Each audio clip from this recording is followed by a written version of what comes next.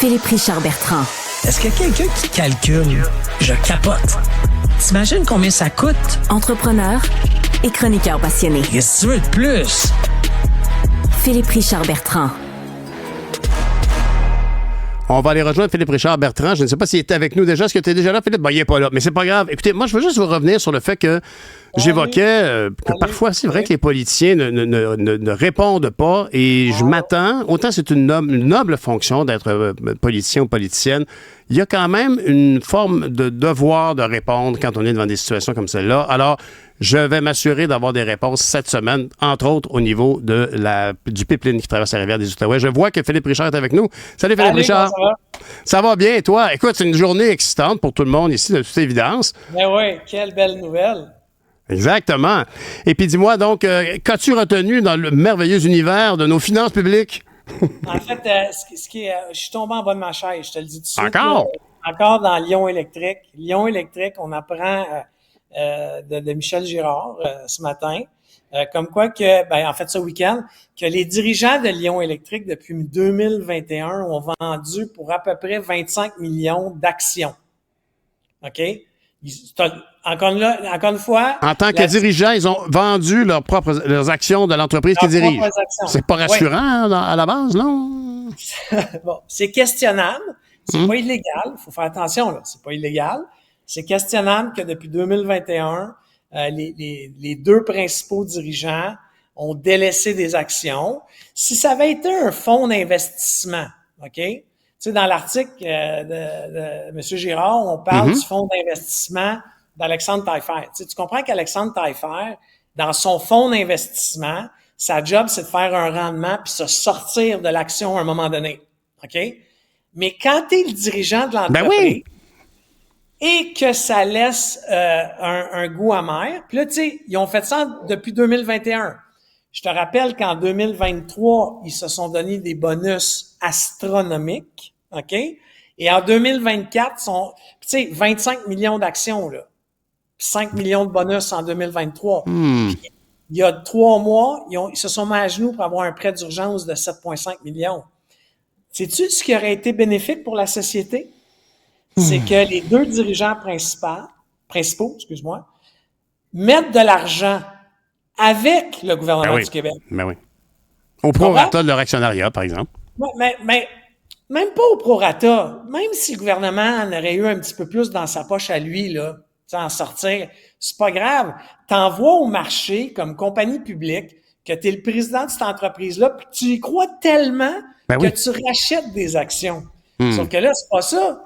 Ils se lamentent, ils demandent de l'aide au gouvernement de partout, mais tu sais, c'est deux individus qui, au-delà de leur salaire, ont fait dans les 3-4 dernières années 30 millions de dollars. Moi, je connais rien en finance comme ça, Philippe Richard, mais est-ce que on pourrait pas évoquer une forme de délit d'initié ici? Quelqu'un qui sait que ça va crouler, fait qu'il décide de vendre ses actions, parce qu'il y a des gens qui les ont acheté, ces actions-là.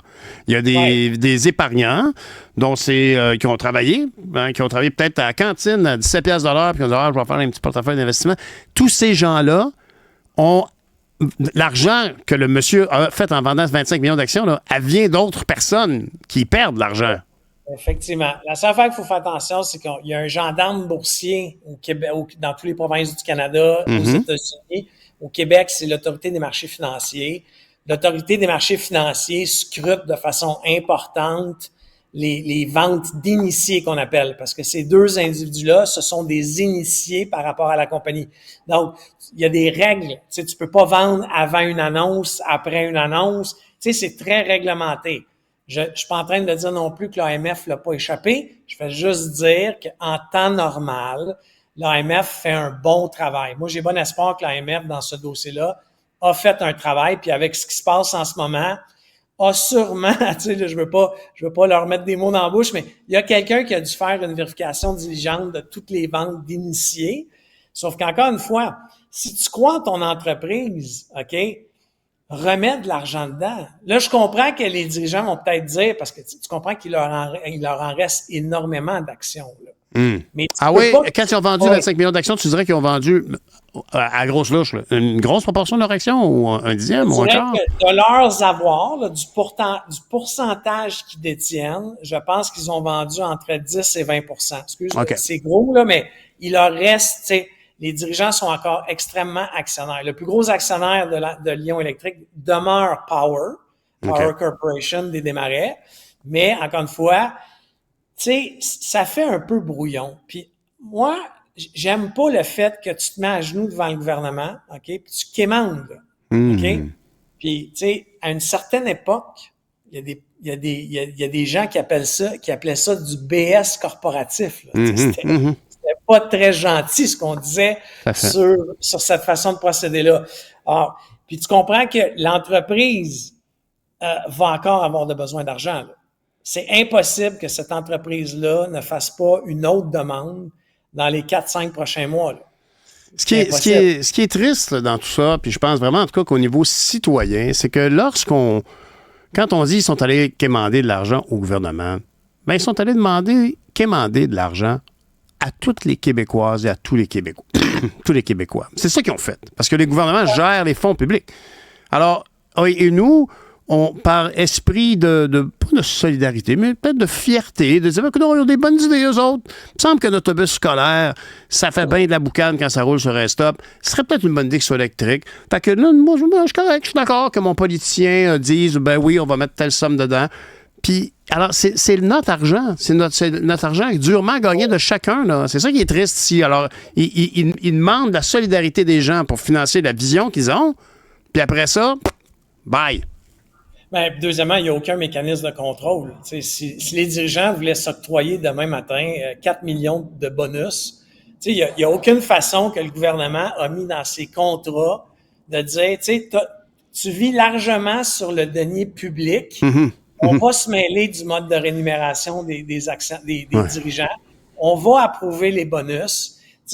Ça nous donne un goût amer. Puis deuxièmement, moi, je suis rendu plus loin que ça dans mon questionnement, mais je me demande sous quelle autorité, peu importe le ministre, OK, comment ils ont décidé d'investir là-dedans? Pourquoi on ne consulte pas les Québécois? Ouais. Mais c'est parce que ça devient un peu, c'est tellement compliqué. Je veux dire, on en parle, puis moi, je trouve que tu es un bon vulgarisateur. Ça demeure complexe, imagine, c'est le processus. Mais ceci dit, je me demande, moi, je me plains souvent que cet été, on voit pas beaucoup nos politiciennes. Je comprends, c'est l'été, je comprends, mais t'as combien de temps de vacances? 2 mois? C'est pas de bon sens. Et il y a des moments comme ça où on a besoin de voir nos ministres. Et s'il y en a un qui était pas mal présent quand même, on l'a vu souvent, il a peut-être pas fait plein d'entrevues, c'est Fitzgibbon. Et je me demande, qu'est-ce que Fitzgibbon dit de cette situation-là? Est-ce qu'il a émis un commentaire? Mais Fitzgibbon, 2 choses. Un, c'est un ancien actionnaire de Lyon. OK? À ce jour, on n'est pas capable de savoir est-il ou pas encore actionnaire parce que ses avoirs sont dans une fiducie. Sans droit de regard. Dans un droit de regard. Et ça, c'est totalement privé, là. Puis c'est normal que ça soit privé. Sauf que tu comprends qu'il va se garder une petite gêne, là. OK? Tu sais, il était dans les actionnaires du début. Mais par contre, M. Fitzgibbon, quand il faut sortir pour annoncer des subventions, puis annoncer... Tu sais, en fin de semaine, là, moi, j'ai sauté de 4 pieds. Là, ah oui, le tennis. 3,5 millions de dollars pour des privilégiés qui vont au tennis. Par contre, on crache sur le Grand Prix de Montréal, on crache sur Juste pour rire, tu sais, on n'est pas d'accord. 2 poids, 2 mesures. Le tennis, sport aussi luxueux pour ton information de privilégié que la F1, OK? Je sais pas si quand même. Vraiment, c'est aussi au niveau des prix pour y assister. Ah oui? Ah oui. Honnêtement. Ah bon, je savais pas ça.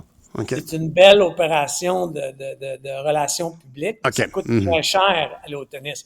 Alors, je vais juste dire que les ministres sont là quand il y a des subventions, des cadeaux, tu comprends?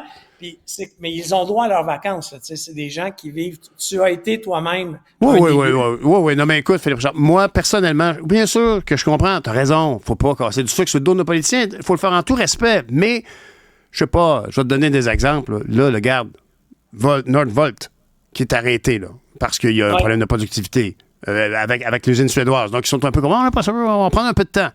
Ben, pourquoi Benoît Charette ne sort pas pour dire, bon, j'ai checké, puis on pourrait peut-être essayer de faire un BAP accéléré. Pourquoi il n'est pas là? C'est maintenant que ça se passe. C'est tout de suite. Quand il y a une noyade, quand il y a de l'eau tout partout, on voit notre ministre de la Sécurité publique, M. Bonnardel, qui sort. Fait que moi, je m'attends juste à ça. Mais de la part de Fitzgibbon, ici, le fait que ses finances soient dans une fiducie sans droit de regard, ça veut même dire qu'il pourrait mettre des commentaires que peut-être qu'il y a déjà, sans droit de regard, ses actions sont peut-être déjà vendues. Non, mais je suis d'accord. Mais en ce moment, tout ce qui est la filiale, batterie, électrification des transports, ça va tellement mal. Tu sais, t'as Taiga qui est en processus de faillite. Lyon, honnêtement, je veux pas faire d'alarme. Je veux pas. On s'en va vers un processus de faillite aussi. OK? Oui. Après ça, donc, on a mis 7 milliards dans Northvolt. Northvolt, là, c'est pas le BAP qui les a arrêtés. Là. Ça, là, c'est tout à dire. Puis Non, j'ai pas ça. c'est la façon de défendre le projet. La raison pourquoi ils ont arrêté, c'est que la chaîne de montage dans l'usine numéro 1 a fonctionné. C'est ça, absolument. Hop, on a-tu perdu notre Philippe Richard? Il est en train de dire que du côté de Northvolt, ben ça s'est arrêté. Le projet du côté du Richelieu s'est arrêté pas parce que ça marchait pas, quoi que ce soit, c'est parce que la production semble pas être aussi urgente qu'elle ne l'était et que l'usine en Suède a perdu quelques clients, puis il y a des délais ici, donc ils n'ont peut-être pas besoin aussi rapidement dans l'échéancier qu'ils ne le disaient de l'usine de Northvolt. Ça n'empêche pas qu'aujourd'hui, je comprends très bien que le BAP n'a pas généré ces problèmes-là chez Northvolt. Mais par contre, honnêtement, on ne peut pas dire qu'on n'a pas le temps maintenant de faire un BAP. Ça serait important de le faire. Puis honnêtement, je suis persuadé que Northvolt apprécierait un peu de leadership s'il y a eu un leadership d'affaires de la part de M. Fitzgibbon, mais est-ce qu'il y a un leadership au niveau des conditions dans lesquelles on réalise cette usine-là, qu'il y a des vertus au niveau... C'est une vertu environnementale d'avoir des batteries pour motoriser nos véhicules, n'est-ce pas, M. Philippe Richard? Non, mais je suis 100% d'accord avec toi. Puis encore une fois, là, souvent les gens m'écrivent, là, j'ai un paquet de trolls, que je suis contre de faire du bien à la planète. C'est pas ce que je dis. Je fais juste dire... C'est tout et son contraire. L'autre jour, tu t'es fait reprocher de dire aux gens qui prenaient leur retraite trop vite, qui contribuaient pas à la société. Le monde, tu te rapproches tout et son contraire. Oui, c'est ça. Je fais juste dire que si Tesla, qui est quand même une réussite, a pris 10 ans à contrôler sa chaîne de montage, pensez pas que Northvolt ou un autre va prendre 2-3 ans. Ça marche pas. La différence avec Tesla, c'est que Tesla l'a fait avec son argent. Tandis que Northvolt est en train de le faire avec notre argent. C'est ça la différence. Puis si on avait une usine de Tesla... Si on avait une usine de Tesla au Québec, je pense qu'Elon Musk dirait « Ah oui, vous donnez beaucoup d'argent aux gens qui s'installent, vous autres? Ben, je vais vous en demander, moi aussi. Hein? » Ça va être bien fou d'une poche. C'est normal au Québec. La seule façon d'attirer des gens au Québec, c'est de leur donner des subventions. T'sais, on a un taux de productivité qui est plus lent que tout en Amérique du Nord. On a des conditions, tu sais, ce qu'on appelle les DAS. Donc, les charges employeurs sont plus élevées que le reste du Canada. Nos impôts sont plus élevés que le reste du Canada. Travailler avec le gouvernement est plus compliqué que dans toutes les provinces du Québec. Tu sais, quand tu additionnes tout ça... Fait que ça va avec... Il faut avoir des incitatifs parce que sinon, on est moins avantageux au niveau de la main-d'œuvre, des coûts de main-d'œuvre et tout ça. Bon. Exactement. Bon, ceci dit, t'es dur sur le petit cœur du Québec, mais tu veux me parler quand même d'un geste magnifique qui est la Journée nationale « J'achète un livre québécois ». Oui, j'achète un livre québécois. Moi-même, j'ai publié un livre il y a quelques années. On a de superbes auteurs québécois, de très, très bons auteurs. Ce qu'il faut savoir, en plus, c'est que l'industrie de l'auteur québécois, là, je vais appeler ça comme ça, là, anglais et ou français, là, parce qu'il y a des auteurs québécois extrêmement bons anglophones. En anglais. Ben oui, c'est ça. Très, très c'est des bon. Québécois. Ben oui. Sauf que c'est en progression en ce moment. L'an passé, c'était une industrie en 2023. Là, ça fait 3 années de suite qu'il y a une augmentation des ventes. En 2023, les ventes ont quand même atteint 460 millions. C'est beaucoup, hein? C'est vraiment fantastique cette journée-là. On a encore perdu Philippe Richard. En gros, on voit que même sous un angle d'affaires, la journée « J'achète un livre québécois » est payante pour tout le monde, puis que c'est un secteur qui est en plein essor. Hein? Il parlait à quel point, même au niveau financier, au niveau de la business, oui, il y a de l'argent qui revient à l'auteur, mais il ne faut pas se leurrer, les auteurs reçoivent quand même une toute petite part du prix de détail. Parce que si je ne me trompe pas, un livre qui est vendu, disons, 20 $ dans un magasin, mettons 20, là, il y a le 10 qui va au détaillant. Après ça, il y a 5 du 10 qui reste qui s'en va au distributeur.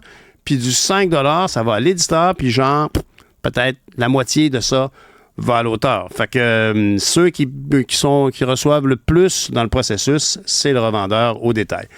Alors, ben voilà, on va s'arrêter là-dessus puisque je pense que Philippe Richard n'est plus joignant. Ah, il est de retour! Il est de retour. Mais vraiment. Bonjour, Philippe Richard. Il est gelé comme un gelé. Il est très gelé. Ben, il est beau bonhomme quand même. Bon, on va s'en aller là-dessus, les jeunes. Merci beaucoup. Et puis, on se reparle un peu plus tard, Philippe Richard. Bye!